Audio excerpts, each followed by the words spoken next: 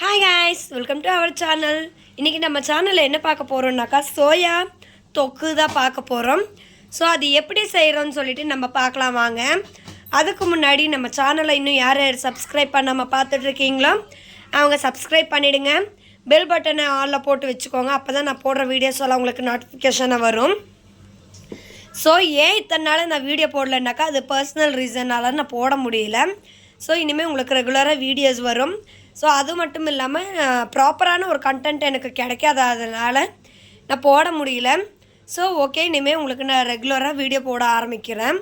இப்போ முதல்ல நம்ம வடை சட்டியை வச்சு எண்ணெய் ஊற்றிக்கலாம். ஸோ நான் சுத்தமான கடலை எண்ணெய் தான் ஊற்றிருக்கேன். எண்ணெய் வந்துட்டு நீங்கள் தேவையான அளவு ஊற்றிக்கோங்க.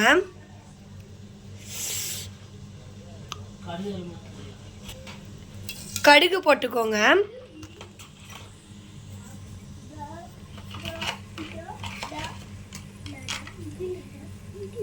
கடுகு நல்லா பொரிஞ்சதுக்கப்புறமா கடலைப்பருப்பு ஒரு டேபிள் ஸ்பூன் போட்டுக்கோங்க.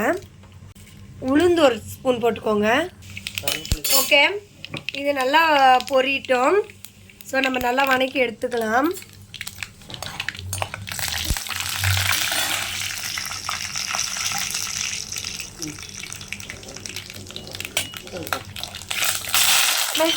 அடுத்து கருவேப்பிலை போட்டுக்கலாம். கருவேப்பிலை போட்டு வெங்காயத்தை சேர்த்துக்கலாம். நான் வந்துட்டு இதுக்கு வந்துட்டு 4 பெரிய வெங்காயம் வெட்டி வச்சுருந்தேன். ஸோ அதை சேர்த்துக்கிறேன்.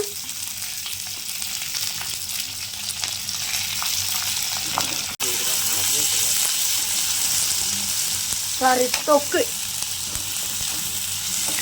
உங்களுக்கு தொக்கு எந்த அளவுக்கு தேவையோ அந்த அளவுக்கு சேர்த்துக்கோங்க வெங்காயத்தை.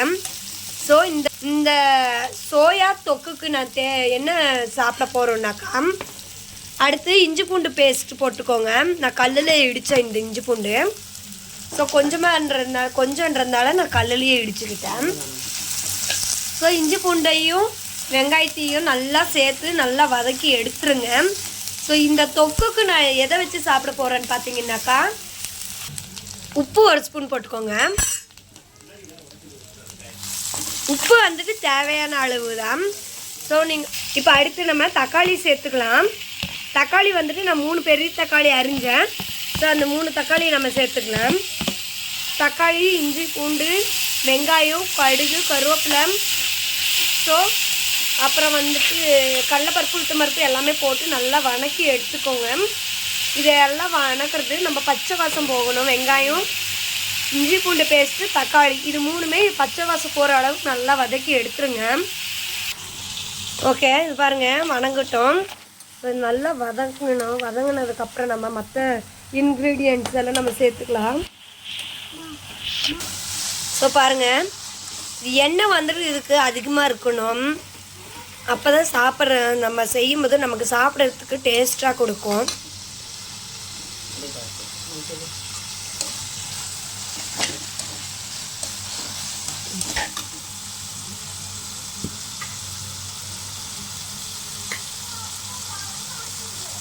மஞ்சத்தூள் ஒரு ஸ்பூன் போட்டுக்கோங்க. 1 டீஸ்பூன்.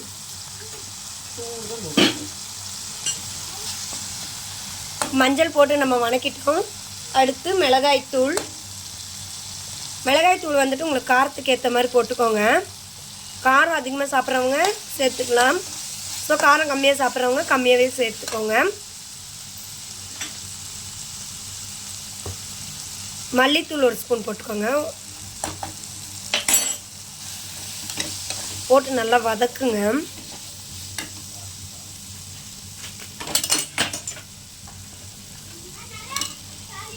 கறி மசாலா தூள் அது வந்துட்டு ஒரு ஸ்பூன் போட்டுக்கோங்க. பாருங்கள். ஸோ இப்போ இந்த மாதிரி இருக்குங்களா.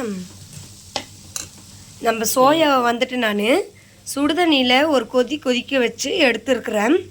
ஸோ இந்த சின்ன சோயாவில் தான் செஞ்சால் தான் டேஸ்ட்டாக இருக்கும். நீங்கள் பெரிய சோயா வந்துட்டு இந்த வறுக்கிறதுக்கு ஏற்ற மாதிரி போட்டுக்கலாம். இந்த சில்லி மாதிரி போடுறதுக்கு, ஃப்ரை மாதிரி பண்ணுறதுக்கு, அந்த பிரியாணியில் போடுறதுக்கு இந்த மாதிரி செட் ஆகும். ஸோ இது வந்துட்டு சின்னது வந்துட்டு இந்த மாதிரி தொக்குக்கான இது தான் செட் ஆகும். ஸோ ஓகே, இப்போ நம்ம இந்த மசாலாலாம் நல்லா வதங்கினதுக்கப்புறம் நாம் வந்துட்டு இந்த சோயாவை அந்த மசாலாவில் சேர்த்துக்கலாம். இப்போ நம்ம பாருங்கள், மசால் பாருங்கள் இந்த மாதிரி இருக்குது. இப்போ நம்ம சோயாவை நம்ம சேர்த்துக்கலாம். இது வந்துட்டு எங்கள் மாமியாரோட டிஷ்ஷு. ஸோ எங்கள் மாமியார் தான் செய்வாங்க. எனக்கு வந்துட்டு சமைக்கவே தெரியாது. ஸோ அவங்க தான் எனக்கு சொல்லி கொடுத்தாங்க. மேரேஜ் ஆன புதுசில் எனக்கு சுத்தமாக சமைக்க தெரியாது. ஸோ வெறும் தாளித்த சாதம் மட்டும்தான். இந்த தக்காளி இந்த இப்போ தண்ணி இதுக்கு வேகிறதுக்கு தேவையான அளவு தண்ணி ஊற்றிக்கோங்க. வெறும் இந்த தக்காளி வெங்காயம் எல்லாம் போட்டு இந்த தாளித்த சாதம் மாதிரி தான் செய்ய தெரியும். ஸோ ஒரு தண்ணி சாம்பார் வைப்பேன், அவ்வளோதான். பிரியாணியிலேருந்து எல்லா டிஷ்ஷுமே செய்ய கற்றுக் கொடுத்தது எங்கள் மாமியார் தான். ஸோ இது வந்துட்டு இப்போ நல்லா கொதிக்கட்டும். இந்த கொதிக்கிற அளவுக்கு நீங்கள் தண்ணியை சேர்த்துக்கோங்க. நல்லா கொதிக்கட்டும். இது நல்லா கொதிக்கட்டும். ஸோ இதுக்கு இந்த ஸ்டேஜில் நீங்கள் உப்பை பார்த்துட்டு உப்பு தேவையான அளவு சேர்த்துக்கோங்க.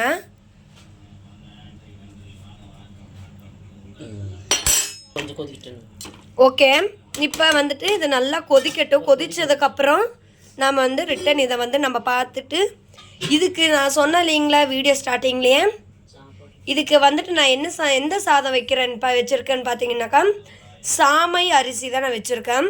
ஸோ வந்துட்டு அதை தயிர் ஊற்றி கரைச்சி குடிக்கிறதுக்கும் நல்லாயிருக்கும். ஸோ நாங்கள் இன்றைக்கி வந்துட்டு இதை டெஸ்ட் பண்ணி பார்க்குறோம், அதுக்கும் சூப்பராக இருக்குமா என்னன்னு. ஸோ வாங்க அது எப்படி இருக்குன்னு நான் உங்களுக்கு காட்டுறேன். ஸோ பாருங்கள், இங்கே பாருங்கள், அரிசி இது சாதம் வடித்து வச்சுருக்குறோம். ஸோ பாருங்கள் இந்த அளவுக்கு இருக்குது. ஸோ நம்ம இதை செஞ்சுருக்கோம்.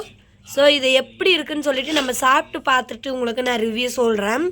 ஸோ ஓகே, அது கொதிச்சதுக்கப்புறம் நான் உங்களை சந்திக்கிறேன். ஓகே காய்ஸ், இது இப்போ நம்ம தண்ணி ஊற்றியாச்சு. இதை நம்ம ஒரு பிளேட்டை போட்டு மூடிக்கலாம். உங்களுக்கு தெரியும் பாருங்கள், சைட்லேருந்து பாருங்கள் கொதிக்குது பார்த்தீங்களா. ஸோ இது இன்னும் நல்லா கொதிக்கட்டும். அடுப்பு வந்துட்டு மீடியமாகவே வச்சுக்கோங்க, ஹையும் வேண்டாம் லோவும் வேண்டாம். ஸோ மீடியமாக இருந்துச்சுனாக்கா உங்களுக்கு கருகாது. ஓகே, இப்போ ஒரு பிளேட்டை போட்டு நம்ம மூடிடலாம். ஓகே, இது வெந்ததுக்கப்புறம் நான் உங்களை சந்திக்கிறேன். காய்ஸ், இப்போ நம்ம ஓப்பன் பண்ணி பார்க்கலாம் கிரேவி தொக்கு எப்படி இருக்குன்னு சொல்லிட்டு. ஓகே, இப்போ நம்ம ஓப்பன் பண்ணி பார்க்கலாம் பாருங்கள். ஸோ இப்போ இந்த அளவுக்கு இருக்குதுங்களா. நீங்கள் உங்களுக்கு கொஞ்சம் லூஸாக வேணுனாலும் இந்த ஸ்டேஜில் எடுத்துக்கோங்க. தொக்கு மாதிரி சாதத்தில் போட்டு பரட்டி சாப்பிட்ற மாதிரி உங்களுக்கு வேணும்னாலும் இன்னும் ஒரு 15 மினிட்ஸ் வந்துட்டு நீங்கள் கொதிக்க விடுங்க. ஸோ பாருங்கள் நல்லா கொதிக்குது. இது வந்துட்டு இஞ்சி பூண்டு பேஸ்ட் போட்டே ஆகணும். ஏன்னா இது வந்துட்டு கேஸ் பிடிக்கக்கூடிய ஒரு பொருள். ஸோ வந்துட்டு சின்ன வயசுக்காரங்க சாப்பிட்டா ஒன்றும் ஆகாது. அதுவே இந்த ரொம்ப ஒரு அளவுக்கு வயசானவங்க சாப்பிட்டாங்கனாக்கா கண்டிப்பாக அவங்களுக்கு கேஸ் பிடிக்கும். ஸோ வந்துட்டு இதுக்கு இஞ்சி பூண்டு பேஸ்ட் வந்துட்டு போட்டே ஆகணும். இது வந்துட்டு ஹார்ட்டுக்கு ரொம்ப நல்லது. இதில் அதிகமான சத்து இருக்குது இதில். ஸோ நீங்கள் வந்துட்டு இதை வந்துட்டு நீங்கள் சமைச்சி வீக்லி ஒன்ஸ் கூட சாப்பிட்லாம், இல்லை டெய்லியும் சாப்பிட்லாம். குழந்தைங்களுக்கு வந்துட்டு இதை கண்டிப்பாக கொடுத்தே ஆகணும். ஸோ இதை வந்துட்டு ஹார்ட் ப்ராப்ளம்ஸ் வர்றதுக்கு சான்ஸே இருக்காது இது சாப்பிட்டிங்கன்னா. ஸோ இப்போ ஓகே, நம்ம ஃபைனல் டச்சாக நம்ம வந்துட்டு கொத்தமல்லியை நம்ம போட்டு எடுத்துக்கலாம். ஓகே, இப்போ நம்ம கொத்தமல்லியை போட்டாச்சு. ஸோ நம்ம இதை வந்துட்டு ஸ்டவ் ஆஃப் பண்ணிவிட்டு நம்ம எடுத்துக்கலாம். இப்போ பாருங்கள், நாங்கள் இது பாருங்கள் சாமை அரிசி. ஸோ தொக்கு இது வந்துட்டு பேச்சுலர்ஸ் கூட செஞ்சுக்கலாம். இதில் வந்துட்டு ஒரு சிம்பிளான ஒரு ரெசிபி தான், பேச்சுலர்ஸ்க்கான சிம்பிளான ஒரு ரெசிபி. ஸோ பேச்சுலர்ஸ் கூட இதை வந்துட்டு நீங்கள் செஞ்சுக்கலாம். வீட்டில் இருக்கிற பொருளுங்களை வச்சே செஞ்சுக்கலாம் நீங்கள். ஸோ சோயா மட்டும் நீங்கள் கடையில் வாங்க வேண்டியது வரும். ஓகே, இதை பார்த்துக்கோங்க. ஸோ இதே மாதிரி நீங்கள் வீட்டில் செஞ்சு பார்த்துட்டு எப்படி இருக்குன்னு சொல்லிவிட்டு எனக்கு கமெண்ட்டில் சொல்லுங்கள். நாங்கள் வந்துட்டு இதை செஞ்சோம், வெள்ளை சாதத்துக்கும் ஒயிட் ரைஸ்க்கும் செம்மையாக இருக்கும். ஸோ நீங்கள் எதுக்கு வேணாலும் வச்சு நீங்கள் சாப்பிட்டுக்கலாம். இந்த வீடியோ உங்களுக்கு பிடிச்சிருந்தா லைக் பண்ணுங்கள், ஷேர் பண்ணுங்கள், கமெண்ட் பண்ணுங்கள், மறக்காமல் சப்ஸ்கிரைப் பண்ணிவிடுங்க. டிஎஸ் ஹார்ட்பீட் யூடியூப் சேனலுக்கு சப்ஸ்கிரைப் பண்ணிடுங்க. ஓகே, இன்னொரு வீடியோவில் நம்ம சந்திக்கலாம். பாய்.